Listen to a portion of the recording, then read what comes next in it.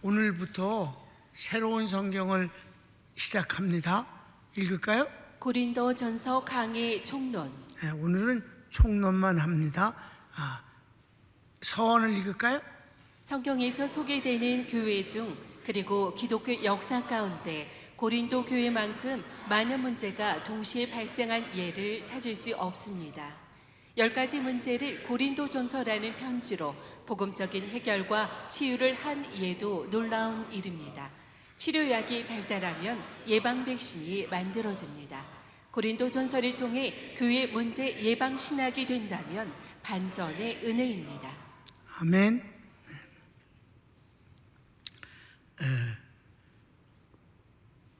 고린도전서에 관해서는 여러분 담임 목사가 하나님께 응답을 받은 그런 일이 있습니다. 제주도에서 하나님께 소명을 이제 받고 6개월을 버티다가 굴복을 했습니다. 그리고 나서도 내겐 개인적인 고민이 많이 있는 거예요. 왜냐하면 지금보다도 그때는 더더욱이나 목사님 그런 고정된 이미지가 있습니다. 목사님 그거 이미지를 벗어나면 절대 안 되는 것 같은 분위기예요. 그래서 거의가 다 목소리 톤도 말투도 행동도 거의 비슷합니다. 목사님 원래 그렇게 되어 있었어요. 그런 그 자세나 모습 같은 것이 나는 정말 그게 힘들어요. 연습을 하면 되겠지만 좀 연습을 하는데 막 가슴이 답답하고 터질 것 같아서 못하겠다고. 거기다가 여러분 분명한 게 이런 게 있습니다. 하나님이 만들어주신 사람의 성격은 절대 안 변합니다. 죽을 때까지 안 변합니다. 뭐가 안 변해? 성격은 안 변해요. 성격의 특징이 여러 가지가 있잖아요. 성격이 급한 사람이 있어요. 급한 사람은요 절대로 느려지지 않아요. 늙어도. 그래서 급한 놈은 중풍 안 걸려. 늦게 걸어야 되기 때문에.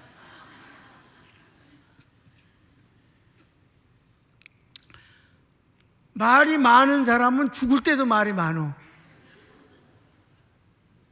말이 없는 사람은 죽었는지 살았는지를 몰라. 말이 없어서. 안 변해. 성격은 그대로예요.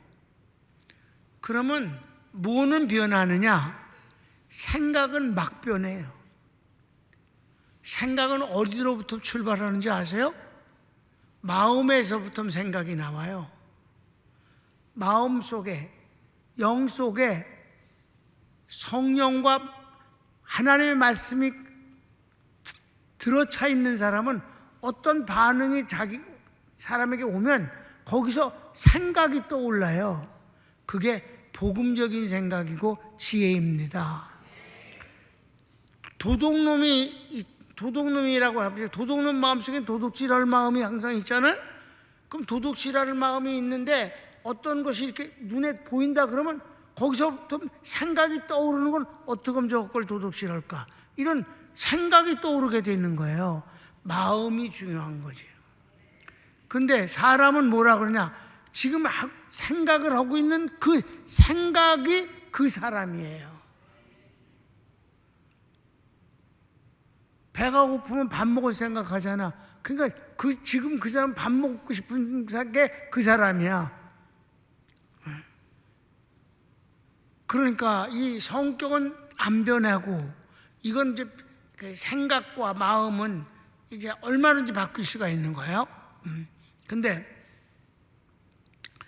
그 분위기를 나타내는 것은 거의 습관이거든요. 그 습관은 반복해서 연습을 하고 근데 성격을 감출 수가 있어요.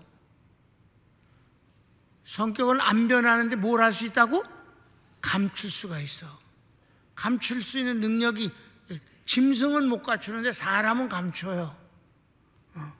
근데 난 또 스타일 자체가 감추는 걸 딱 싫어하는 성격이야.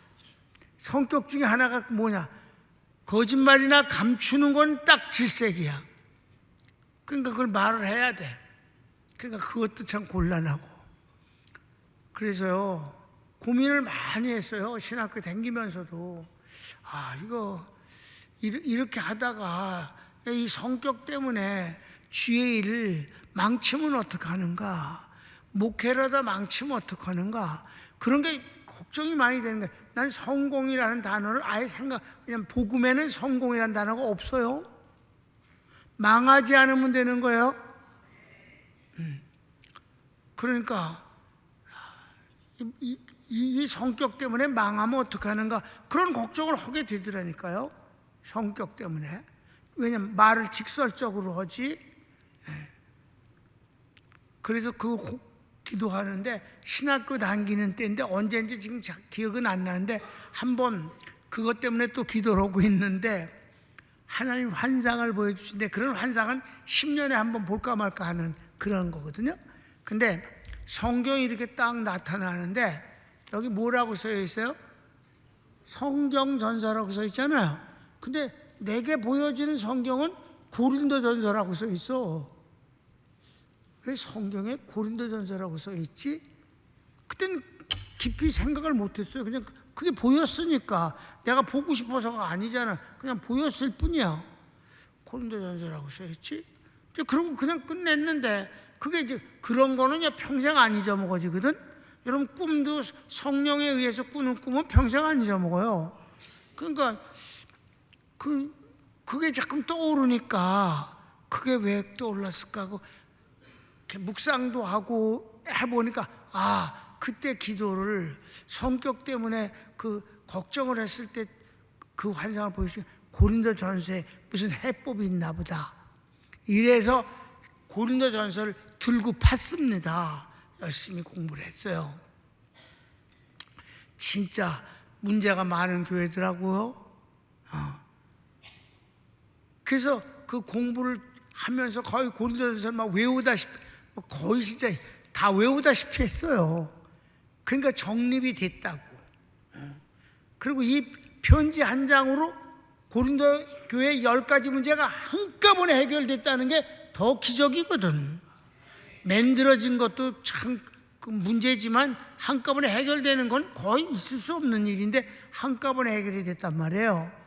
그러니까 내가 목회하다가 문제가 생겨서 망하지는 않겠구나, 이 고린도서만 잘 하면은, 그런 생각이 됐어요. 그래서 그 후에 이제 액치에서 졸업을 하니까 총장님이 찾아와 갖고 시간 강사로 그 강의를 해달라고 요청했을 때 뭘 가르치고 싶으냐고 그래서 그럼 제가 미리 공부를 해서 목회 예방 신학이라는 걸 가르치고 싶습니다. 그러니까 좋지. 근데 그 목회 예방 신학이라는 게 커리큘럼이 지금 한국에 있는 그 모든 대학원에서는 없는데, 그 목회 예방 신학이라는 걸 세미나 중에서는 있는 걸 봤지만 커리큘럼에는 없다고. 그래서 저는 그게 가르치고 싶은데, 좋다고. 어떤 식으로 가르치는, 고린도전서를 텍스트로 삼아서 하고 싶다고. 그러니까 그럼 그렇게 하라고. 그래서 첫 번째 강의가 고린도전서였습니다. 그 뒤 횃불회를 통해서 대한민국의 18개의 도시 목사 횃불회와 사모 횃불회를 순회하면서 21년간인가 목사 횃불회는 30년 했고요. 그러니까 사모 횃불회는 20년 좀 넘게 했어요. 그렇게 하면서 첫 번째 그것도 강의도 이 목회 예방 신학이었습니다. 근데 하나님께 감사한 것은, 그래서 이제 목사님들을 워낙 많이 만났기 때문에 목회 예방 신학, 그럼 그냥 고기용 목사 이렇게 등식을 이렇게 말해주곤 했는데, 그러면 목회 예방 신학을 강의를 하면서 지가 목회하고 있는 평강교회에 문제가 생긴다면 예방 신학 잘못된 거잖아. 그런데 여러분, 지난번 50주년 예배 때 내가 감사를 할 때 두 가지를 했습니다. 그죠? 그 중에 첫째가 뭐예요? 고린도 교회에 생긴 10가지 문제가 우리 평강교회는 단 한 번도 생기지 아니한 것을 감사합니다. 하나님과 주인공인 여러분들 앞에서 확인한 일입니다. 그러니까 이게 정말 성격은 지금도 똑같은데, 그럼 지금도 난 이렇게 밖에 나가서 이렇게 저 할 때 목사라고 봐주는 사람이 없어요, 거의. 그러니까 성격 때문에 문제가 되는 건 아니더라는 거지. 중요한 건 진실이지. 그런 이 배경이 있는 이 고린도전서가 우리가 공부를 하게 되니까 한번 그런 걸 여러분 속에 담고 한번 봅시다. 1번 저자. 바울이 저자임을 증명함에 외증과 내증은 많은 반면 바울이 저자가 아니라는 주장은 나타나지 않습니다. 그러니까 저자다 이 말이야. 두말할 것도 없이 바울이 편지를 썼다. 2번 수신자 고린도 교회. 고린도 교회의 문제를 치유하기 위해서는 고린도 도시에 대해 이해하는 것이 반드시 필요합니다. 네. 그래서 이제 고린도가 어떤 동네인가를 이해해야 그 교회가 왜 그렇게 문제가 한꺼번에 생겼는가 하는 걸 그래서 그렇군 하고 이제 이해하게 된다는 거죠. 1번 고린도 시는 발칸반도의 남쪽 끝에 위치하고 동쪽으로부터 14km의 겐그레아, 살로니카만과 서쪽 3km의 레케움, 고린도 만 사이에 있어 두 바다 사이의 고린도라 불리웁니다. 저기 지도가 나와 있습니다. 자, 그 아덴과 고린도가 보이죠? 그러니까 그 아덴은 지금 그 그리스의 수도입니다. 철학의 도시고, 여러분 로마 이전의 세계를 통치하던 나라는 그리스였습니다. 그 뒤 이제 로마가 통치하게 됐는데 고린도는 지금은 섬이에요. 왜냐하면 다시 지도 한번 줘 보면 아덴과 고린도 사이에 달뚱말뚱하고 붙어 있잖아요. 거기를 뚫어버렸어요. 그래갖고 이제 이쪽이 고린도 개인그리아 이쪽이 섬이 돼버렸지만, 섬이 됐어도 그냥 다리예요. 이게 해협이 가까워, 바다를 뚫는 것이.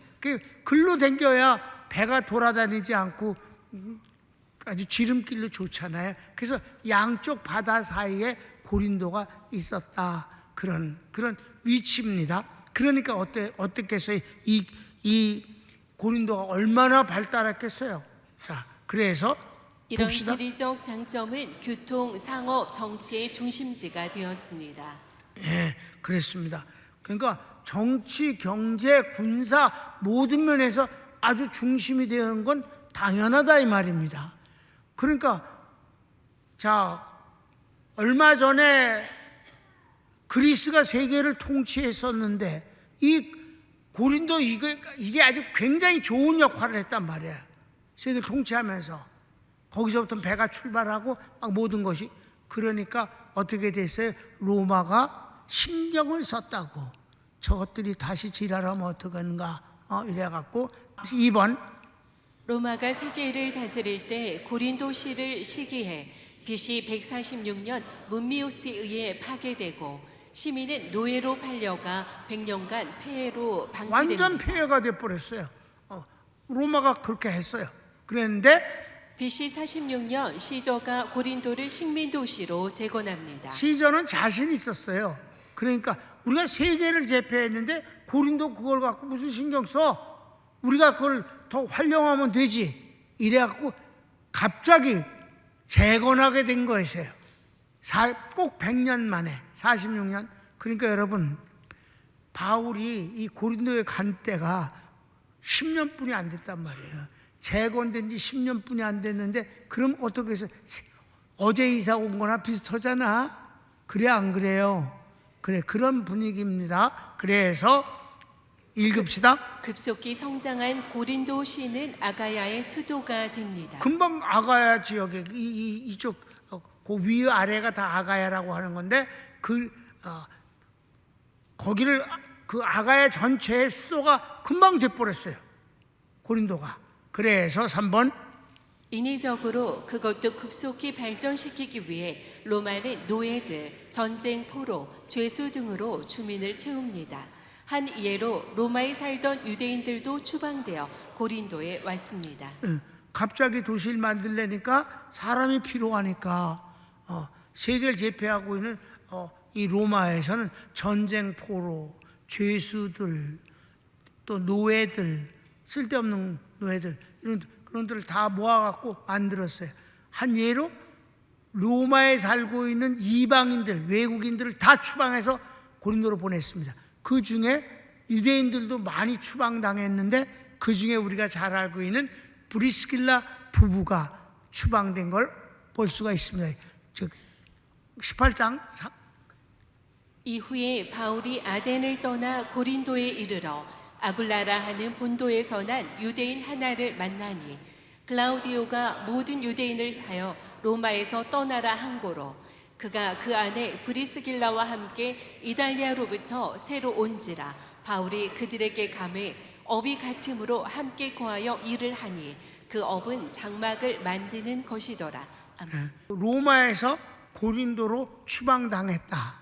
그래서 여기서 이제 천막을 만드는 업을 같이 바울과 해서 친해가지고 선교의 동역자가 되어지는 것입니다. 그러니까 이 아굴라는 남편이고 브리스길라가 아내인데 처음엔 아굴라라고 나왔어요, 이번에. 근데 그 뒤부터는 브리스길라가 앞에 나와요.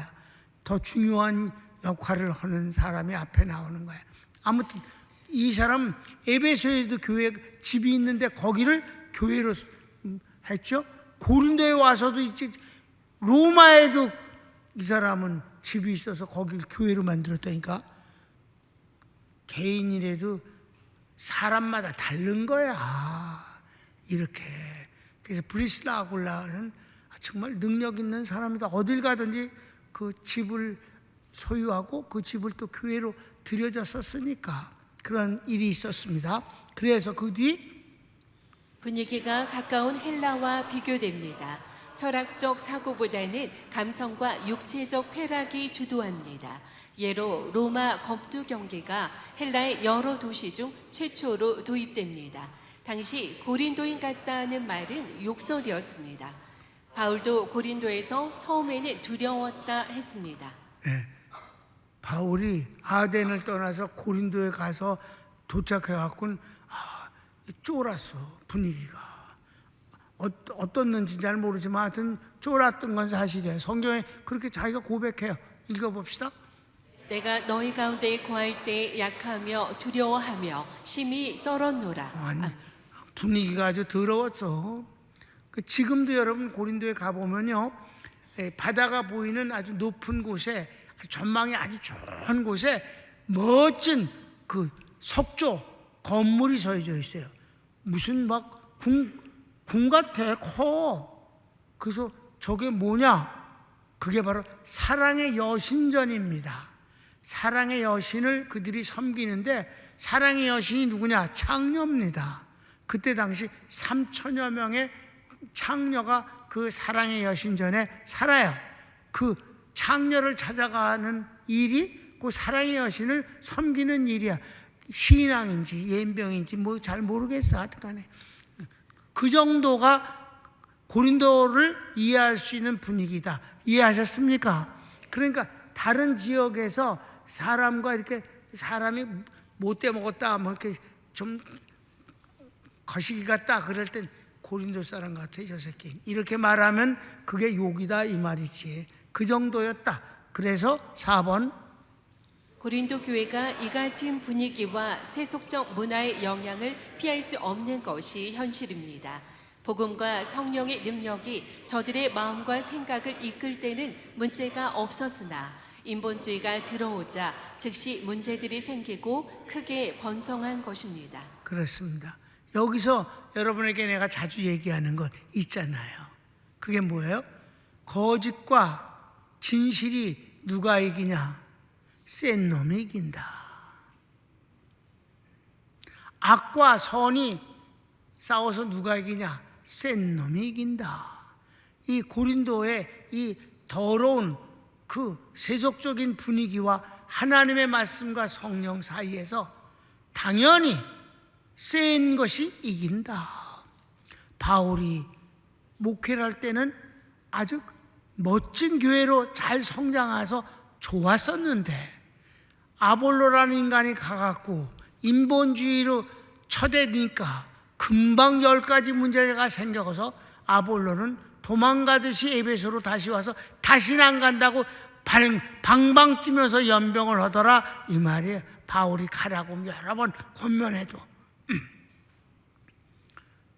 여기에서 센 놈이 이긴다. 그러니까 하나님께서 뭐라 해서 악으로 악을 갚지 말고 선으로 악을 갚으라.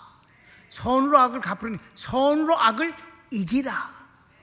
그러니까 여러분 평강교회는 말씀과 성령과 믿음으로 이기는 것입니다. 그것도 이 고린도 교회를 연구하면서 배운 거예요. 센 놈이 이긴다. 그러니까 난 항상 세야 된다. 복음과 성령은 세야 된다. 그 다음 봅시다. 저작 동기와 목적. 1번 바울이 고린도에서 1년 반 동안 목회한 후 2차 선교를 마무리하고 안디옥 교회로 돌아갑니다. 그 3차 선교에 나가서 2차 선교 교회들을 돌아보고 에베소에 도착합니다. 그래요. 이걸 공부하는 이유는 바울이 없을 때에 아볼로가 고린도 교회 담임 목사로 가게 된 배경을 설명하느라고 한 거예요. 2차 선교를 마치고 안디옥으로 이제 본교회로 돌아갈 때 고린도에서 두 사람을 데리고 같이 나왔어요. 브리슬라 부부를. 그래갖고 에베소에다 머무르게 해두고 여기서 일을 하라. 여기서 교회를 이루도록 하라. 이렇게 얘기를 한 거예요.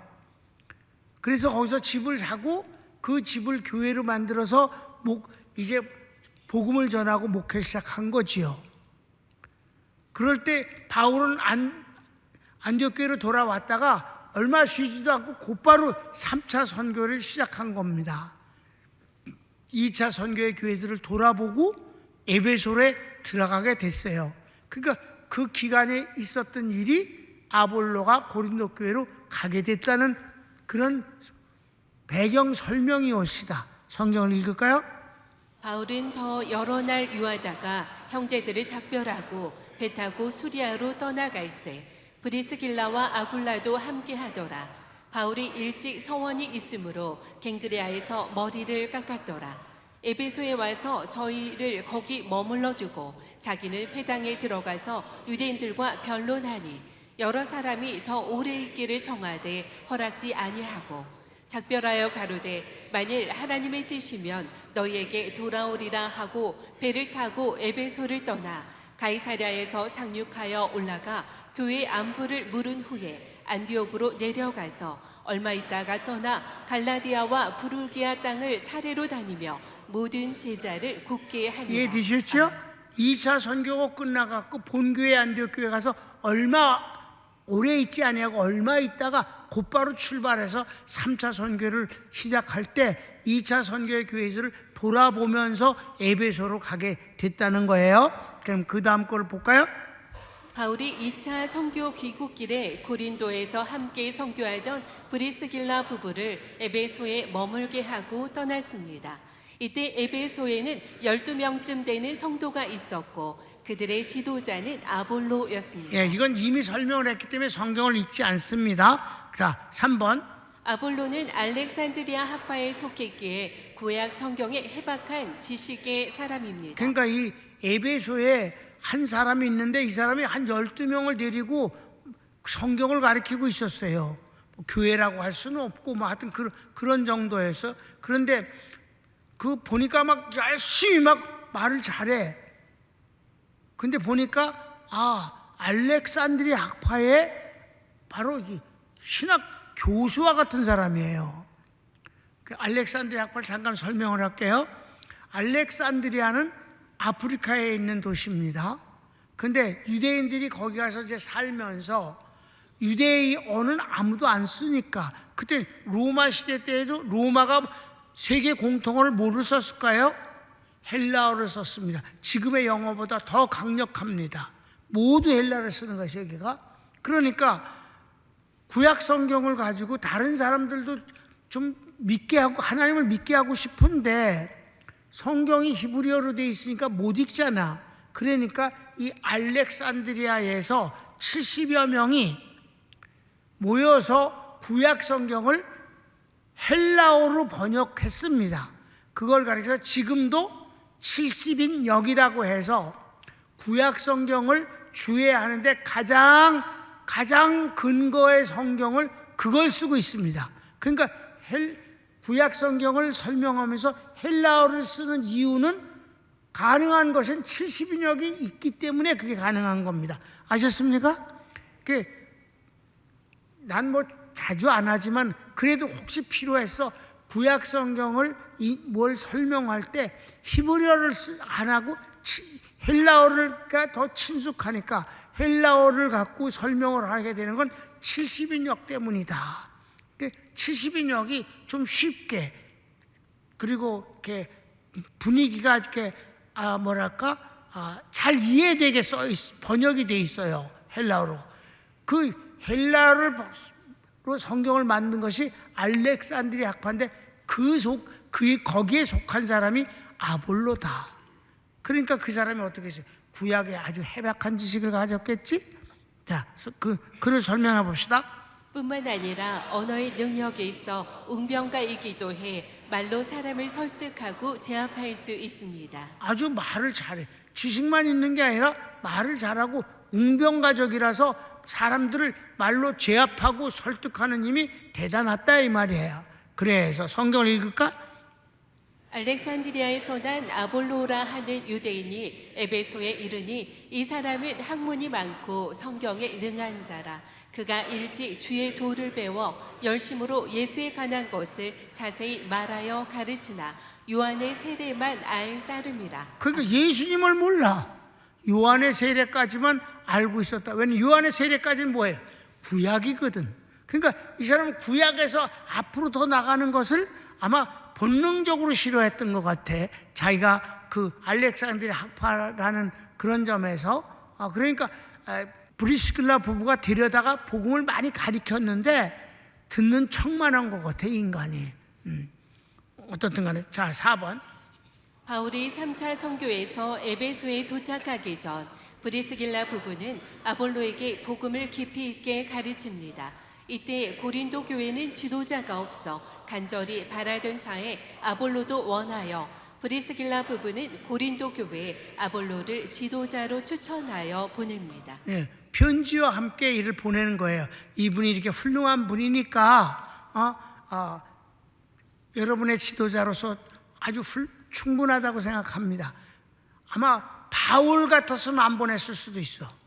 바울 같았으면 디모데나 디도나 이런 그 제자를 보냈을 수 있었는데 뭐 이 아볼로가 주접을 떨고 가겠다고 그러니까 브리스길라가 판단에 의해서 보낸 것이다. 그러니까 사람을 보내는 것도 이것도 중요한 일인데 브리스길라 부부가 실수를 한 것 같다는 느낌을 받을 수가 있어요. 왜냐하면 결과가 안 좋으니까 그런 생각을 하게 되는 거지. 결과가 좋으면야 뭐 잘했다고 할 수도 있는데. 그래서 성경을 읽어봅시다. 그가 회당에서 담대히 말하기를 시작하거늘 브리스길라와 아굴라가 듣고 데려다가 하나님의 도를 더 자세히 풀어 이르더라. 아볼로가 아가야로 건너가고자 하니 형제들이 저를 장려하며 제자들에게 편지하여 영접하라 하였더니 저가 가매 은혜로 말미암아 믿은 자들에게 많은 유익을 주니 이는 성경으로서 예수는 그리스도라고 증거하여 공중 앞에서 유력하게 유대인의 말을 이기밀러라. 아멘. 이게 처음엔 아주 너무 근사하고 그럴싸했어요. 그래서 대단했다 이 말이에요. 그런데 이게 진짜는 오래 가야 돼. 그래 안 그래? 처음에는 감동이 되는 거는 더 큰 감동을 요구하게 돼요. 지식은 또 다른 새로운 지식을 요구합니다. 밥은 맨날 같은 거 먹어도 괜찮아. 아볼로의 목회 2년이 못되어 분쟁을 시작으로 10가지 문제가 동시다발로 일어나니 아볼로가 목회를 포기하고 에베소로 돌아와서 다시는 가지 않겠다 합니다. 문제가 생기니까 이게 수습이 안 돼. 점점 더 커져. 아우성이야. 완전히 저 악이 이기는 거야. 세상이 이기는 거야, 교회를. 사람이 하나님을 이기는 거야. 이렇게 되면 끔찍한 일인 것입니다. 성경을 볼까요? 형제 아볼로에 대하여는 저더러 형제들과 함께 너희에게 가라고 내가 많이 권하되 지금은 갈 뜻이 일절 없으나 기회가 있으면 가리라. 갈 뜻이 일절 없대. 일도 없대. 그 양아치 같은 새끼들 다시는 안 간다고 욕을 하는 거야. 무식한 놈들 막 그러면서. 그래서 6번 고린도 교회 문제가 심각한 상황에서 편지와 사람이 바울에게 직접 찾아와 설명하고 호소함으로 바울이 성령의 감동으로 복음의 편지를 전한 것이 고린도 전서입니다. 결과는 놀라웠습니다. 모든 문제가 해결됩니다. 여기서는 할렐루야를 한번 해야 돼. 할렐루야. 아멘. 아멘이야. 아멘. 진짜 이런 10가지 문제가 어떻게 한꺼번에 해결될 수 있을까? 아주 놀라운 일이지. 예? 예. 그래서 여기 그 내용을 보면요, 바울이 전전긍긍합니다. 편지를 사실은 이 고린도 전서 전에 하나를 또 보낸 게 있어요. 그게 이 성경에 소개되지 않고 있거든요. 그 이제 편지 하나를 보냈고, 그 다음에 또 보냈어요. 그 디도 편에 이걸 보냈습니다. 그 디도가 그걸 가지고 가서 저희들에게 설명을 해주고, 그리고 이제 돌아와서 그 디도로부터 어떤 소식을 듣길 원하는데, 좋은 소식이 얼마나 기다리겠어. 바울이 교회가 엉망진창이 됐다니까. 자기가 에베소 말고는 제일 오래 있었던 곳이 고린도 교회니까. 그리고 그 고린도 아가야 전체의 중심이기 때문에 이렇게 어마어마한 문제가 생긴 것이 정리가 되기를 얼마나 바랐겠습니까? 그런데 디도를 기다려도 안 오는 거예요. 그래서 헬라로 넘어가서 거기서 이제 기다리고 있는 거예요. 그런데 디도가 마침내 왔어요. 마침내 와갖고 고린도 교회에 대한 이제 소식을 전하는데 너무너무 기쁜 소식을 전한 거예요. 아멘? 그게 바로 고린도 후서 7장 6절에 나오는 그의 마음을 회고하는 내용이에요. 읽어볼까요? 그러나 비천한 자들을 위로하시는 하나님이 디도의 오므로 우리를 위로하셨으니 디도가 와서 우리를 위로했다. 비천한 자를 위로하시는 주님, 자기를 비천한다고 말했어요. 그래, 계속 저의 온 것뿐 아니요 오직 저가 너희에게 받은 그 위로로 위로하고 너희의 사모함과 애통함과 나를 위하여 열심 있는 것을 우리에게 고함으로 나로 더욱 기쁘게 하였느니라. 얼마나 바울을 사모하고 사랑하고, 그리고 그 편지를 그대로 받아들여서 모든 걸 다 회개하고 고치고 바뀌어져서 좋은 교회로 회복되었다는 소식을 전하니까 바울이 얼마나 기쁘겠어요. 말도 못해. 이게 기적이지, 기적. 그래서 이 고린도서를 잘 연구를 하게 되면 백신이 생긴다. 교회에 생길 문제를 미연에 방지한다. 그러니까 따로 공부를 많이 안 해도 복음을 전하면서, 복음을 전할 때 이 백신 주사를 거기다 끼워주면, 여러분 백신 주사라는 게 따로 병원에 가면 이 링거를 항상 맞잖아. 거기에 진통제도, 누우면 진통제도 맞는 그 항생제 넣어주기도 하고, 뭐 별거 다 추면제도 넣어주면 잠자는 거고, 이렇게 되는 거란 말이야. 복음을 평소에 전할 때 이런 문제에 대한 예방에 백신을 넣어주면 교인들은 알지도 못하는 사이에 백신이 맞아져서 면역이 생기는 거지. 문제가 안 생기는 거지. 아멘? 그렇게 되는 것이다. 그렇게. 그래서 고린도 후서 7장 9절엔 뭐라 그래? 내가 지금 기뻐함은 너희로 근심하게 한 까닭이 아니요 도리어 너희가 근심함으로 회개함에 이른 까닭이라. 너희가 하나님의 뜻대로 근심하게 된 것은 우리에게서 아무 해도 받지 않게 하려 함이라. 이게 근심은 뭐냐면 회개예요. 내가 너에게 이 편지를 보내고는 마음이 아팠어. 왜? 심한 소리가 많거든. 당장 죽으라는 것도 있어요. 5장의 문제는 자기 계모하고 같이 사는 놈을 죽으라고 그래서. 그러니까 아주 심한 말도 많이 했거든. 거기서 잘못된 거에 대해서 단호하게 지적을 해서 혼내킨단 말이에요. 그러니까 내가 편지에 너에게 상처를 준 것을 인하여 내가 가슴 아파하고 있었는데 너희가 오히려 회개함으로 내가 걱정하던 것을 기쁨으로 바꿔주니 너무 감사하다. 이럴 정도로 교회가 좋아졌다는 것이지요. 아멘. 대단하다. 그러니까 고린도전서는 정말 굉장한 거다, 굉장한 복음이다 하는 것을 우리가 알게 되는 거예요. 여러분, 담임 목사가 일찌감치 하나님 응답받고 고린도전서를 공부한 것은 여러 가지 유익이 있었어. 피차의 유익이지 뭐. 피차의. 안 그렇습니까? 내가 인본주의를 막 사랑하십시오, 뭐 이웃을 도와줘야 합니다, 빤스도 벗어주세요, 이 지랄이나 했으면 우리 평강교회는 망한 거야. 주님이 그러셨잖아. 겉옷만 말고 속옷도 벗어줘라. 그따구 짓 하면 망하는 거지.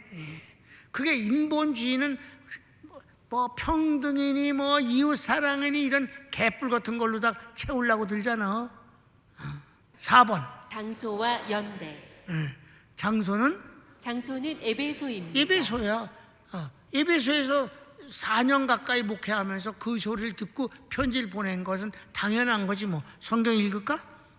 내가 오순절까지 에베소에 유하려 함은 아시아의 교회들이 너희에게 문안하고 아굴라와 브리스가와 및 그 집에 있는 교회가 주 안에서 너희에게 간절히 문안하고. 에베소에 벌써 브리스라 아굴라가 집을 사갖고 그 교회가 세워진 거야. 그 집에도 다 알잖아. 고린도 교회가 브리스라 아굴라가 거기 살았었기 때문에 다 알잖아. 그 사람과 그 교회 교인들이 다 너희들에게 문안한다. 이게 고린도 교인한테 편지 쓴 거거든, 마지막에. 그러면서 그러니까 이게 에베소에서 썼다는 건 틀림없는 증거가 됐다 이 말이지. 아멘. 그래서 그 다음에 연대는 에베소 체류 기간을 53년에서 57년으로 보고 저작은 55년 6월절 전으로 봅니다. 이게 바로 아볼로가 거기 갔다 1년쯤 하다가 도망와 버렸거든. 그걸 계산해 보면 바로 55년 6월절 전에 이 편지를 보낸 것이 확실하다 하는 것으로 고린도전서의 총론은 애매모호하지 않고 거의 명확합니다. 오늘 여기까지 손 모읍시다. 사랑하는 여러분, 우리 교회가 대림동이라는 데서 개척을 했습니다. 고린도 못지않지요. 그런데 하나님께서 은혜를 주셨습니다. 우리는 이웃교인들 오라고 손짓하지 않았습니다. 아니, 거절했습니다. 30년간을 주보에 써서 그렇게 했습니다. 우리 평강교회는 이웃교회 성도들의 등록을 거절합니다. 내가 외국 나가서 복음을 전하고 병 낫고 은혜 받은 사람들이 한국에 오면 평강교회 오겠다고 약속한 사람이 최하 50명 이상입니다마는 단 한 명도 오지 않았습니다.